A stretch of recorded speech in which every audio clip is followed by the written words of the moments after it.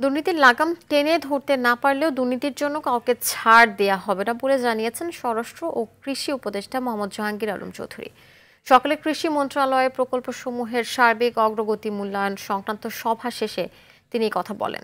উপদেষ্টা আরও বলেন, এবার 15 লক্ষ টন বোরো ধান বেশি উৎপাদন হয়েছে, সেই সঙ্গে আলুর ও উৎপাদন বেশি হয়েছে।